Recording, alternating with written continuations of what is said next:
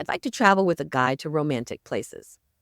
The whole Rome, Italy, Paris, France, that kind of thing. I want to make love in a foreign country.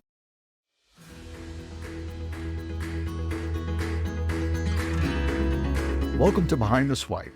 I'm your host, Hoyt Prysock, and today we have a truly special guest with us, Sandra Mason, who you might recognize from the inaugural season of ABC's The Golden Bachelor. Sandra brought her infectious energy and zest for life to the show, making it all the way to week 5.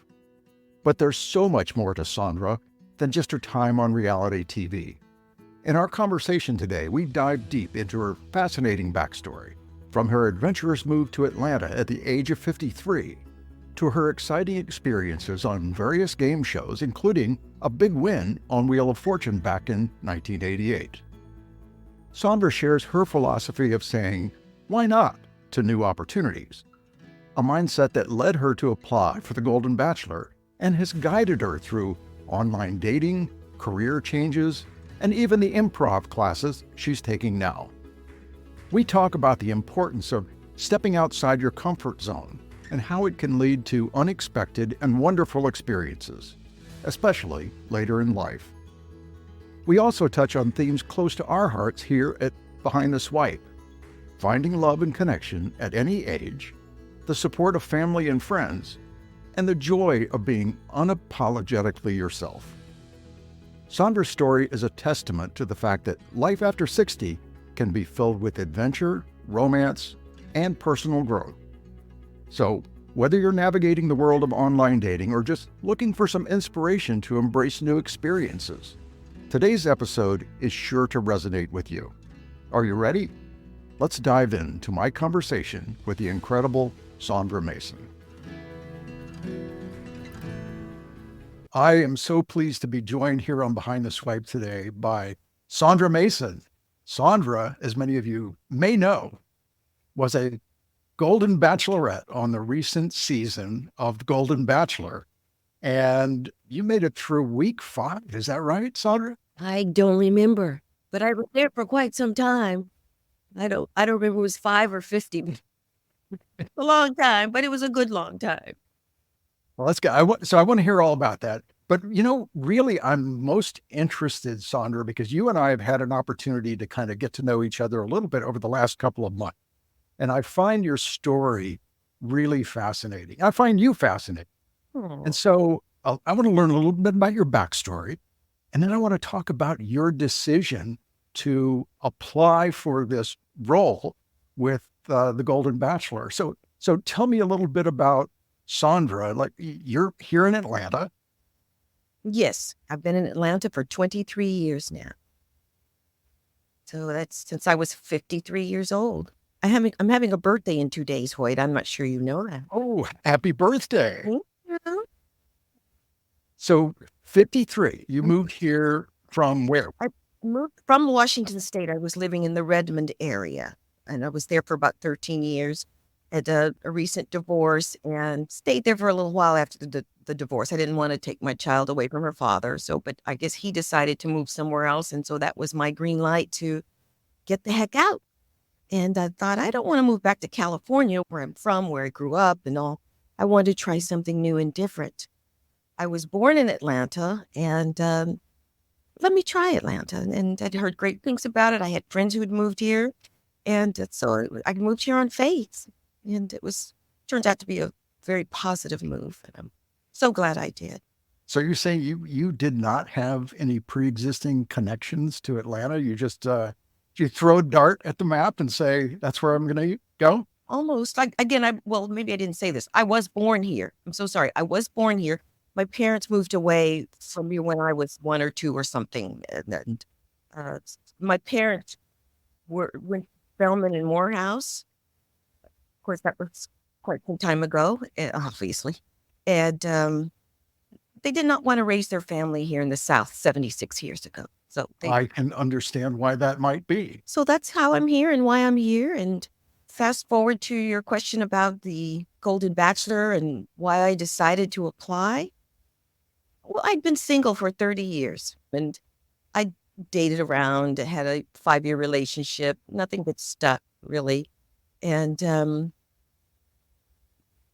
Actually, I was dating someone in 2016 through 21, and I think I saw an announcement that they were casting for Golden Bachelors and Bachelorettes, seniors. They didn't call them golden at the time. And I called my sister and I said, "Hey, you ought to apply for this." And she said, "Nah, I'm not interested." I was kind of disappointed that she wasn't.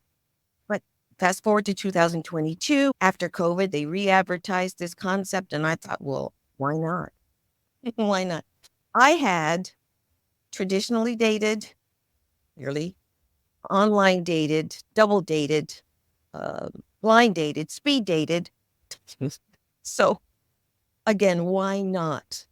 And that's what I did. Well, I love that about you. And I kind of feel like that's just a part of your personality, that you're one of those people that said, why not? Give me the reasons why I shouldn't do, right? Not why, but why not? And what were your expectations when you said, oh, okay, I'm going to put my name in the hat? My expectation was they'll read my application and I may not ever hear from anyone again. I had no idea what the process was, of course. Yeah. And it really was about 3 months after I hit that enter key that I heard from someone.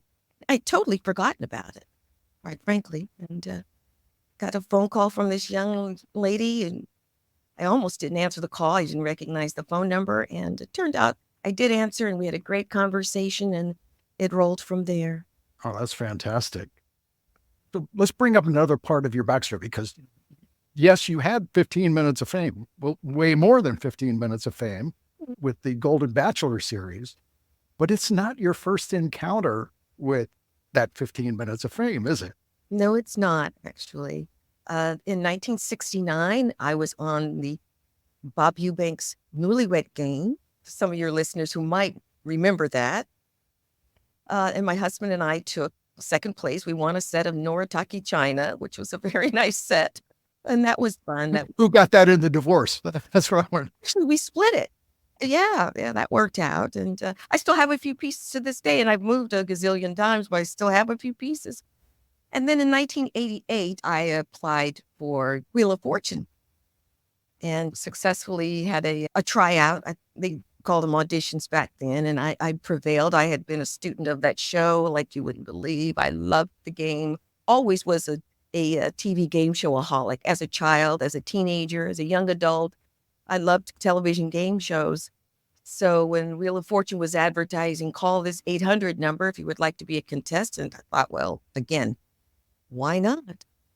And it just so happened I knew my husband and I were going to be in Southern California a certain time frame. So when I called the 800 number and they said, when would you like to come? I mentioned that week. They booked me. I went down and tried out. That was interesting. And they said yes. No, they did not say yes. It's one of those, don't call us, we'll call you, because there were a few of us who were remaining after this. It started with 110 people, and through the process of that afternoon, it was down to 11. And I was one of those 11. And of course, before we all bid adieu, it's basically, don't call us, we'll call you. That kind of we're interviewing and auditioning people daily, blah, blah, blah. And maybe 4 weeks later, I got, again, a phone call. And they pulled me out of a meeting. I was selling real estate at the time, and they pulled me out of this conference. And actually, they pulled me because the producers or whoever insisted that they pulled me out of this meeting. So the office staff came and got me. She said, "Sandra, there's a call I think you need to take. They're adamant about you taking their call right now." Oh, okay. I thought maybe it was another sale pending or something, but it was the producers, and said they had a date selected for me and would I be ready? I said, I am ready now. What? Yeah. I was so excited. I announced it to the office. Guess what? But anyway, it turned out very well, and went down and of course shot the show, and I won. Congratulations. Thank you. And I won over $30,000. It was $30,350, which at that time was a shitload of money. Well, still is technically, I guess. But yeah, that was my part of my 15 minutes, Hoyt. And then I've got to tell you, I'm actually a member of Screen Actors Guild. I had an opportunity to go to a tryout for a television commercial. Never done anything like that before. I flubbed it miserably because I wasn't prepared. The agent hadn't told me what the word slate meant. So they asked me to slate, and I said, I'm sorry, I don't know what slate is. And they rolled their eyes, and okay. So they said, you give us your name, your agency name, and your age, and some other background. So I did that. So I didn't get that one. But the second audition I went on, I landed it. And wow, okay. And a few others. And then I earned enough to become a member of SAG. And one commercial was a national commercial. And some of the other performers we were all chatting, and they asked me how many commercials I had done. And I said, I don't know, one or two. And they said, really? And you're in a national commercial? I said, is that what this is? And they said, yes. And they said, you don't know what a national commercial is? No. And they were flabbergasted. You're going to get residuals. You're going to make money and then some. Oh, great. Okay. And I did. And checks for 4 years, I had checks rolling in. Phenomenal. So, Sandra, it sounds to me like you should be the poster child for hold my beer. I'm going to do this thing. I'm going to do this. I don't know what the heck I'm doing, but I'm going to do it. Yeah. So when you fast forward to the Golden Bachelor experience, it's actually quite a commitment. It's not like going and doing a couple of days of taping of Wheel of Fortune, right? This is something far more of a commitment, right? Yes. Yes, indeed. Did you know that at the time that you made the application? Well, I made the assumption that just by being a viewer of the Bachelor franchise from the first Bachelor on, I watched, I can't say 100%, but 98% of all the episodes, all the Bachelors and Bachelorette. And I knew that the show took place over a span of weeks. People don't fall in love in one afternoon, presumably. So they develop relationships and on and on. And so I knew there was some time involved. And they had even, when I got close to the end after the vetting process, they said, this is the time frame you must commit to. And it was several weeks. And I said, hey, I'm excited. In that experience, you were not in a relationship at the time that you were making this application and the commitment. Correct. But you had been out in the dating world. Yes. Right? Yes. And so have you, like most of our audience is interested in online dating, which I know you're not doing right now, but did you have experience in online dating? Oh, of course. Oh, yeah. I've been on several sites and had, I don't know, 100 dates. No, not that many, but I had my share of dates and kissed a few frogs, just nothing that really stuck. Yeah. Met a lot of nice people, gentlemen, their families, that kind of thing. It's just nothing really stuck. Yeah. I think as we get older, we tend to be a little more tuned in on what we want, what we think we need, what we certainly do not want, and what we're going to tolerate. And maybe I'm my own enemy. I don't know. I just kind of know who I want to bring around my friends, who I want to introduce to my children, my grown children. We all go through that, whether it's online dating or meeting someone at the grocery store dating. It's just being a little more careful about who we spend our time with, our precious hours with. And it's very different when you're 60 plus versus when you're 25, right? Betcha. You betcha. And in some ways, you're freer to just be yourself and allow yourself to be just as selective as you choose to be, right? That is right. My life, my living room, my home, my space, my time, my energy. And I would expect any gentleman whom I'm potentially seeing or dating would have the same expectations about his own life, about his own future and who he brings around his family. But I remember going on a date where I had to hold the conversation. He just wasn't talking. And finally I said to him, hey, why are you here with me? You have nothing to say.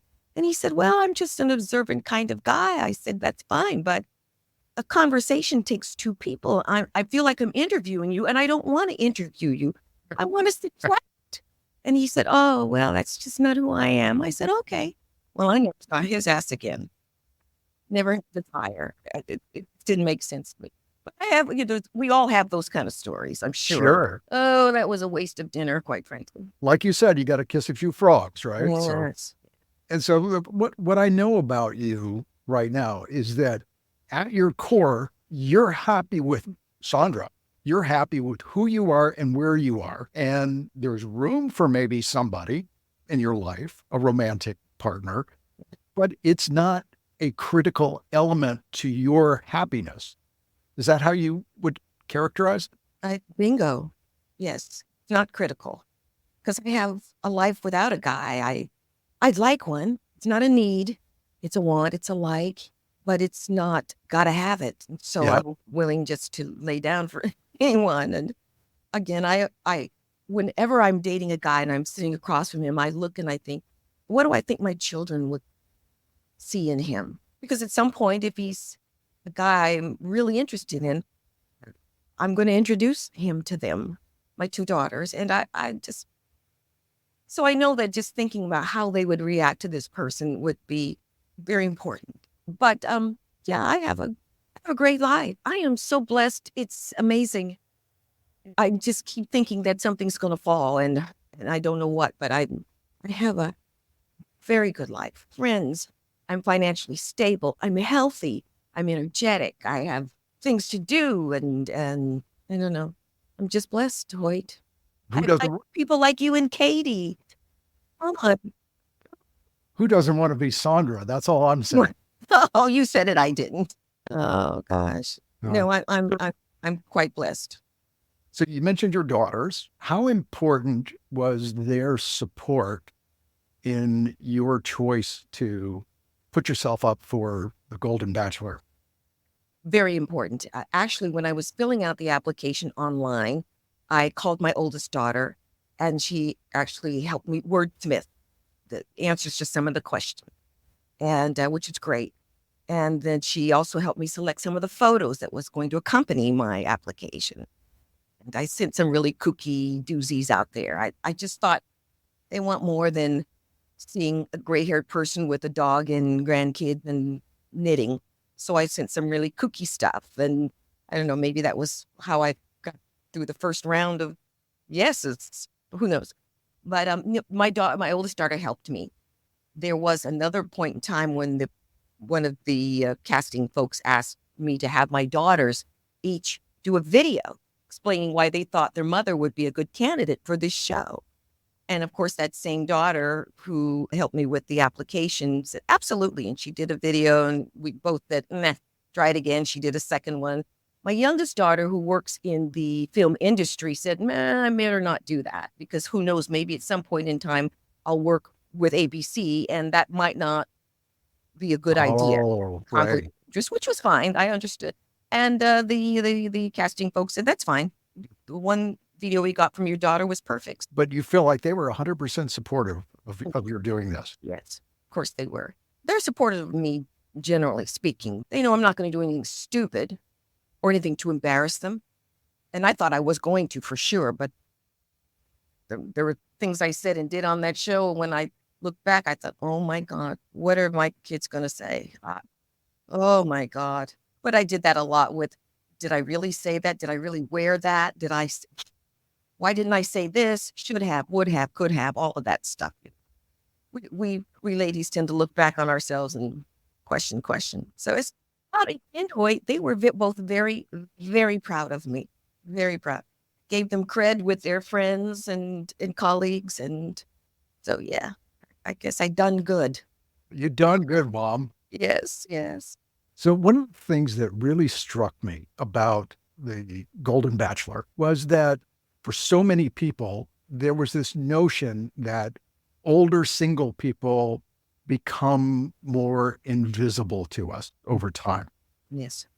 And people don't think about people in their 50s, 60s, and 70s just having the same desires for connection and romantic connection, partnership, Mm-hmm. as they assume that they do when they're 25, 35, and 40, right? That's right. And this season just sort of blew that whole thing away. I mean, all of you women were just fantastic in your honesty and forthrightness and your exuberance for life. That was one of the things that really struck me, is that these are people who are really trying to suck the marrow out of life, even though they are in their 60s and 70s. Right. And there was more than you saw, of course. For 44 minutes a week, there was a lot more going on, a lot more filming that occurred that the public did not see. So the zest that you saw and the excitement and there was so much more than you saw. And yes, they did such a great job casting this show. It's a great group of women. It really did. And I want to ask you more about that, but while we're still on this topic, were you aware that this was an important message that you were bringing to a really broad audience? That, hey, we're here and we're not invisible and we have the same wants and needs as everyone else, even though we're, quote, seniors? I don't think I ever thought that at the time we were filming. I think I was just being me. And I don't think that there was any underlying covert or message, or I don't think I personally had any kind of messaging that I wanted to impart or thought I would. I was just being me and having a good time filming and meeting people and meeting Gary and watching the camera people. I was fascinated with the behind the scenes stuff. As I was with the Wheel of Fortune, as I was with the Newlywed Game, always was watching the crew, and because what they do to me is fascinating. I don't think I had anything beyond what we were doing on a daily basis to think, well, how's the public going to interpret the message of this show? But in the end, I know it was phenomenal, and someone was smart, very smart to even go here, to go there, to put golden people out there as, like you said, viable people, women who have social desires. We have intimacy desires. We want to connect. We want to make friends. We want to do daredevil things. We want to live, and we did. And I was just fortunate enough to be one of 22 of 35,000 to land that spot. So I'm quite proud of myself, as are my children. So, next time I buy a lottery ticket, I'm bringing you along. Isn't that a problem? That's great. Yeah. Well, that was one of the other beautiful things about the series. And that was the way that, for the most part, you women bonded together and were incredibly supportive, overall, incredibly supportive of each other, even though you were technically in competition. What can you tell me about that? Okay, first of all, my perspective of this is not competition.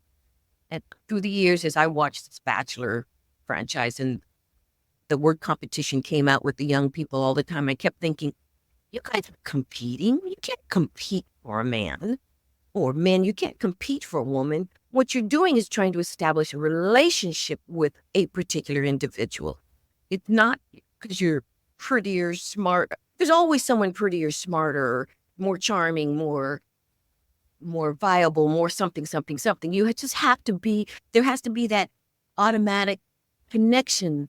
That's something that two people have that a third person doesn't have with the lead, so to speak. Anyway, that's always been my perspective. When I saw the young people battling on and they're getting bitchy with each other, the men are poking their chests out at each other. It's like, why are you doing that? What are you trying to prove? Do you or do you not want a relationship with someone? Or are you trying to be the leader of the pack? What is your goal? But at any rate, I just never looked at it as a competition. I looked at it as there's some brilliant people out there who have found a guy that I could meet that might be potential mate for me. So that's how I looked at it. And if someone else is going to do the work, great. As a matter of fact, during one of my chat, they don't call them auditions, but one of my chats with a group of producers, I thanked them. I said, thank you for helping me find my guy. You've done a lot of work for me, so thank you. And they laughed at me, but I was doggone serious. So they wheeled it down to one needle for you to look at in the haystack, right? Right. And I got to tell you, he was a good guy. Yeah. there's some backstory. We all have backstory. We all have skeletons. There are probably things that I might not want America to know, or might not want my children to know about me. So we all have that kind of thing. No, they did a good job, both on the Bachelor side as well as Bachelorettes. And you said earlier about us getting along. There were times when we all sat on the big sofa when the cameras, well, we don't think they were rolling, but we ladies kind of developed a pact. And that pact was we are not 20-year-olds. We've lived life. We're grandmothers. We're mothers. We've had careers. We are not going to be 20-year-olds fighting each other. We're going to be respectful and interact with maturity. And we made that pact. And I think for the most part, we did a damn fine job of that. May not be what the producers wanted in the end, because sometimes conflict sells, whereas kumbaya does not. But who knows? But I think we held our own. I think at the end of the day, the producers got more than they bargained for anyway, right? I think so. And I think what we showed America was that there is some validity to getting older, being wiser, having lived life, and not having to fight over a man, not having to put on the boxing gloves to be noticed. Just make a relationship if you can. Make it happen but not at the expense of someone else's feelings or embarrassment or any other negative. Just, So in these relationships that you created amongst yourselves with the women, some of those are now, it seems like they feel like they're going to be lifelong connections that you've got with some of them. Yes, they're ongoing. We have a group chat, text chat, which gets a little confusing for me sometimes. I don't know who's speaking at the time, but and then we have individual relationships, sisterhoods, some of us visiting one another. A large group of us in the end of this month are going up to New York together. We may be in the audience of a television show as guests only, not as a group of bachelorettes, but just being in the audience. So yes, we're keeping in touch. Mother's Day came. We were all wishing each other happy Mother's Day, happy Grandmother's Day, that kind of thing. So we made friendships and bonded, and that's enriched my life immensely. It feels like to me, Sandra, that this experience has given you a new wind in your life in some other directions that you're interested in exploring now, right? Yes, I want to. I think I know what you're asking. That 15 minutes we talked about earlier, I want 30 minutes now. I want more. So I want to go back to when I first started acting and earned my SAG membership. And so I'm working on that right now. I'm taking an improv class.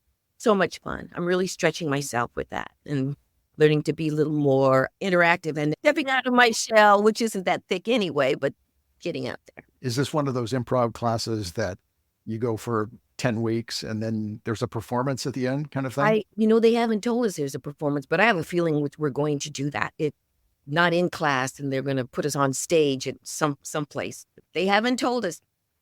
So I don't know. But boy, am I learning what I don't know. Sometimes I tighten up and other times I'm just relaxing. It's just depends on what the subject matter is. It's interesting. But, so do you feel like the Golden Bachelor experience then has added to your confidence around re-engaging with the acting? Yeah. Sure. Absolutely. Yeah. Absolutely. Although it's not the bachelorette experience, we weren't acting. We were being ourselves. That was not acting. That was non-scripted. We were responding to questions thrown at us or the environment we were put in, like a talent show or filming session, those kinds of things, pickleball contests. So that was real life stuff.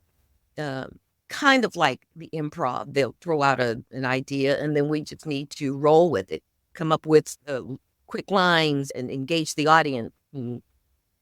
Stretching our thought, being kooky.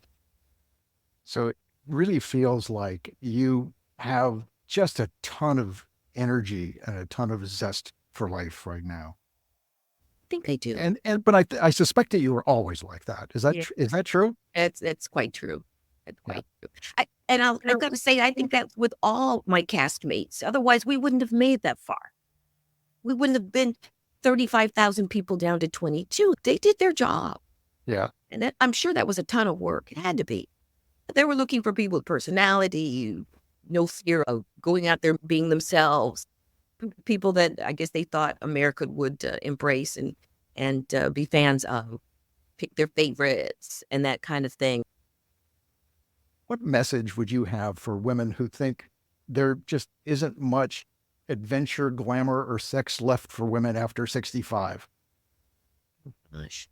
First of all, I hope there are not many who think that way.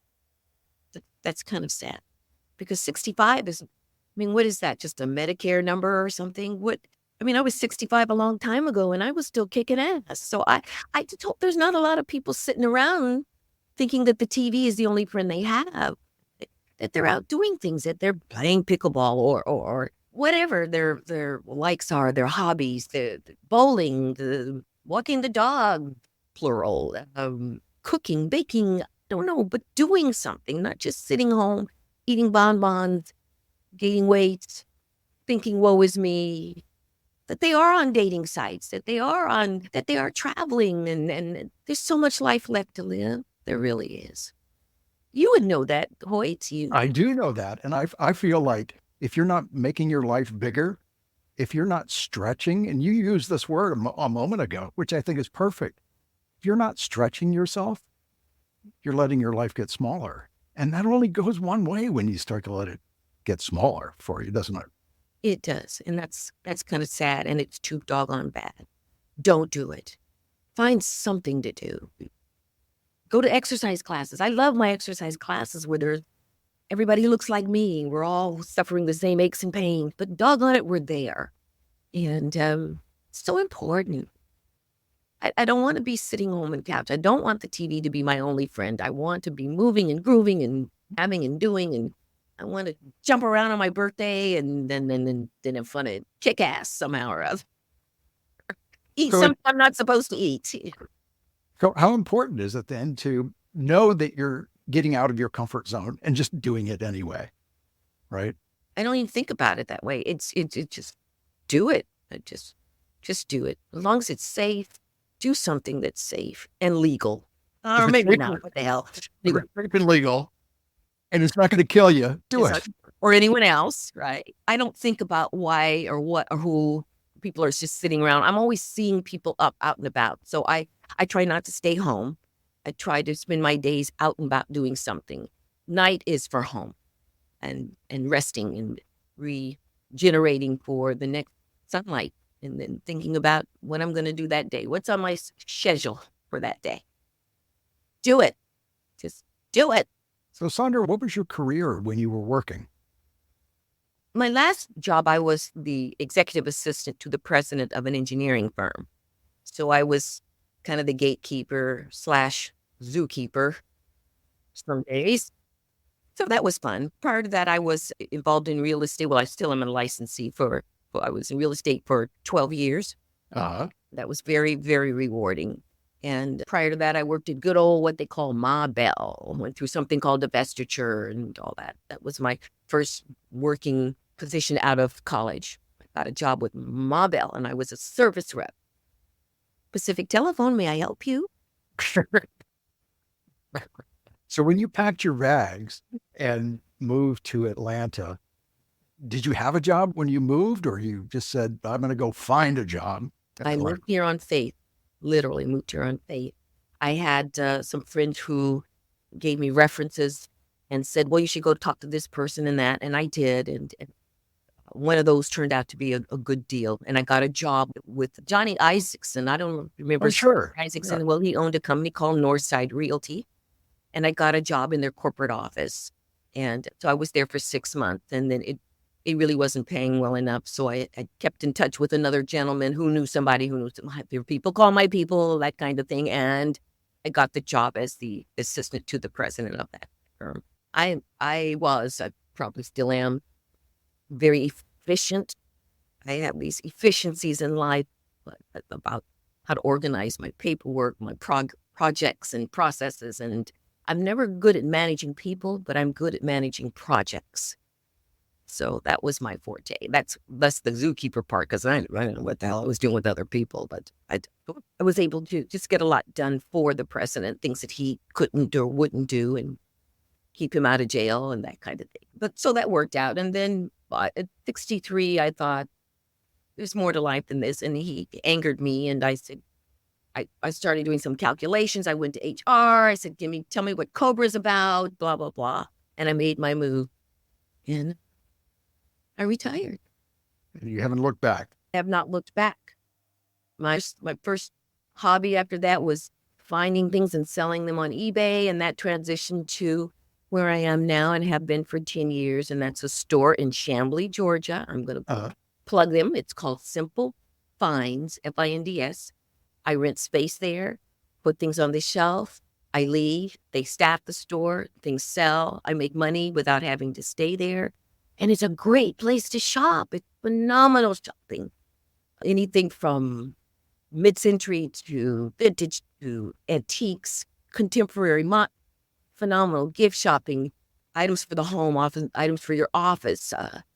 It's phenomenal shopping. I always say when you come, wear comfortable shoes because it's 25,000 square feet of just fun shopping, doggone it.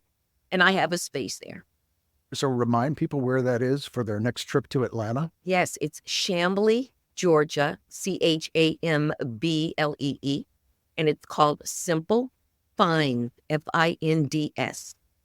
Look it up on the web. And it's got a little Sandra shop.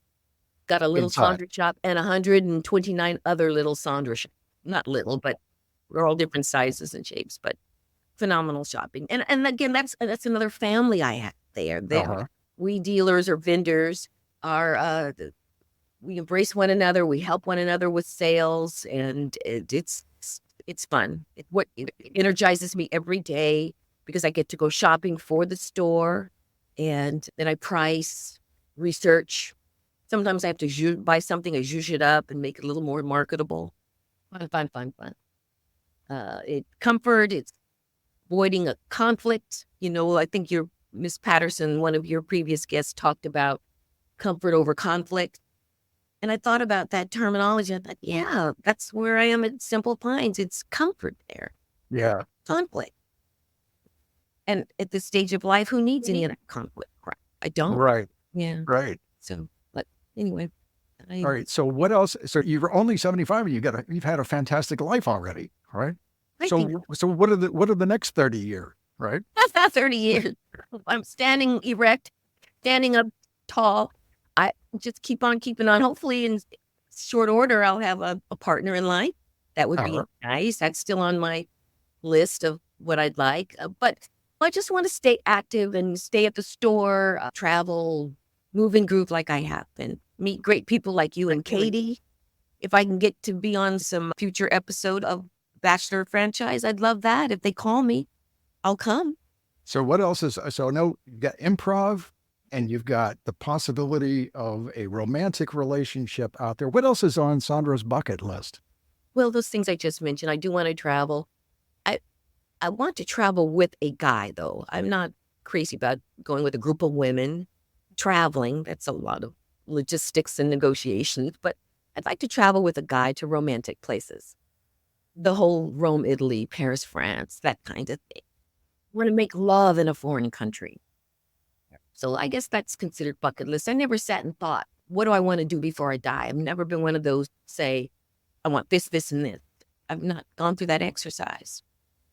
Or even written down. I'm not done. But traveling is in my future. I want to act. I want to be on stage again or be in front of the camera again. I may not be very good at it, but I'm finding out what my abilities are or my limits are. Well, so speaking of limits, are there any things that you find intimidating? You seem fearless to me, but there must be some things that are still a little intimidating for you. Gosh, what's intimidating? Bungee jumping may be intimidating. I've got 2 reconstructed knees, so there might be some limitations there. But I don't know what's You're not going to be dunking any basketballs anytime soon. Nah, I can't do that. Can't pound these knees. Pickleball, I might try again. That was a little rough on my knees. But gosh, I don't know. Bowling again. I love bowling. I love football. You and I may have talked about this. You're a Falcons fan. No, I'm a no. You're a Niners fan. I feel sorry for Falcons fans, but I like the league itself, the 32 teams. I don't really have a particular team that I root for. Sometimes I'm a Kansas City fan, depending on who they're playing, but I just love the game. I just love the nuances of the offenses and the hard-hitting defenses and the rules, and they change every year, and I want to keep up with it. Every game for me is a new adventure of a new rule, and okay, I want to understand what occurred then and roll it back. I want to rewind and see what I missed, and football is just fascinating. It's like game shows to me. I fell in love. I became a student. Same with football. It's action and anything can happen, right? Right. Right. And my oldest daughter is also a football-holic. So sometimes we'll get on the phone and we'll commentate and then roll back and we'll see things together and discuss it and figure out what the heck happened, and fun. So in the fall, that's another thing. See, when I'm looking for a gentleman, Uh-huh. I want him to like football. He doesn't have to love it like I do, but I want him to embrace it and like it and understand why I do and want to enjoy it with me. Either go to a sports bar or sit here and watch it, but let's do it. Yeah, Sundays, Mondays, Thursdays. All right, we'll have to have a throwdown in week 3 this year because your Kansas City Chiefs are playing against my Cincinnati Bengals. So, Oh, poor Hoyt. It's okay. But no, wait a minute, those two teams were in the AFC championship 2 years. Championship. That's right. Yeah. That's right. So, okay, I shouldn't say poor Hoyt. That'll be a good contest. The Bengals won that one, by the way. So, and then they got knocked out by the Chiefs last year. So, Yeah, that was a game as I remember now. There's so many good games. we could talk football all afternoon, I'm sure. Yes. Hey, Hoyt, maybe that third week you and I could watch together. Let's do that. We'll have a little watch party over here. That'd be great. I'll even make Cincinnati chili. Okay, but now here's one quick thing, though, I have to keep in mind. September 18th, as I understand it, is the limo night or the first night of the Golden Bachelorette. So that's an important week for me. I may be in Southern California at a watch party. I'm looking. Oh, there you go. Okay. Yeah, that'll be exciting. Hopefully the moon and stars will align so that we can do that. All right. Tell me about your plan for finding this romantic partner. Right now, I don't have plans. I have not gone back to online dating. I was online dating, as I said before, but one of the things they asked us to do when we were being vetted is get off the dating sites. Sure. Makes sense. Makes sense. Yep. I have not reestablished those sites, but I have friends who are introducing me to people, which is wonderful. I have bumped into people, guys. This sliding into the DM phenomenon has happened to me. I've met some really good gentlemen. I really have. Not yet the one, I'm afraid, but I've come close. So I've got no complaints about that. I know he's out there. I know he's here in the Atlanta area, and I'm going to meet him, and he's going to meet me. And I'll be happy to introduce him to you and Katie. Yeah. That's one of the tests now, right? Oh, me, yes. Like my kids, you too as well. That's right. All right. So you talked a little bit about the possibility of dating online. The last time that you were doing that, do you remember what app you were working with? Was it Match or was it? Well, there was a time when I was on Match, but I think, let's see, I know there was Plenty of Fish. There's so many now. There are at least 60 right now. So, oh gosh, I know there was a second one. Oh, I know one was Black People Meet, and one was Senior People Meet. That's what it was. There's so many, and it's funny because you see a lot of faces on the same people on different sites. Yeah, as people would see me on all three. So yeah, I have met some doozies, I'll tell you. So what advice would you have? An awful lot of the listeners to this show are post-divorce, maybe even just a couple of years. Mm-hmm. And it's been forever since they've dated. What kind of advice would you give them about mustering the courage to just get out there? Just do it. Just be kind, be open, be sensitive to the fact that you might be seeing someone who is a divorcee and is hurt, or who lost a spouse to death, or just realizing that your needs probably are the same as their needs. You're just trying to fill that small void in your life and to have a partner. So nothing heavy duty. I just be kind, be real, I don't know. I'm not a dating specialist. I just want someone to be real with me and tell me you've had 3, 5 wives, whatever it is. Tell me you've got 20 kids out of wedlock. I want the truth. I want to know what I'm working with here. Yeah. Let me find out later, right? No, don't let me find out later. Tell me up front what's going on and just be honest. And like football, doggone it. It's too short at this point to play games. Forget that crap. Shoot square and let me know what's going on, what your needs are, what are you here for, and know that I can take care of myself financially, emotionally. You don't need to lean on me, and I don't need to lean on you. But there's something that important. It's going to web us together. Something that's going to make us happy and wake up with smiles on our faces. And intimacy. I still want to be intimate. My libido is still, hey, Sandra, hello. I want my guy to have his libido intact. That may be asking a lot. I don't know. That's a conversation we'd have to have. Well, let me know that earlier too. Yeah. It doesn't have to be the first or second meeting, but we got to segue into that at some point early on. And politics, I think politics is important, and certainly your religious leanings, if any, those things have to come up, and they're important. You got to be enough aligned, and you've got to be interested in people. And I think we all want someone that is just open to experiencing life in new ways, right?